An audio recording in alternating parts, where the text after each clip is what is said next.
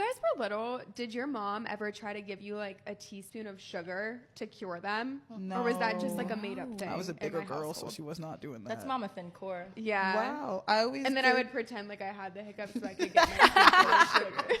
I always did the trick where you chug water, but you plug your nose and you drink till you like can't breathe. It sounds crazy, but like it really gets rid of them. Yeah. I like the hiccups. I just let them happen. Oh, really? When it does for too long, it starts to like hurt my It body. did. It was hurting. I like laugh, like, and then I'll start cracking up. Like, I think it's funny. It's funny when it's like when you think they're gonna go away fast, they don't.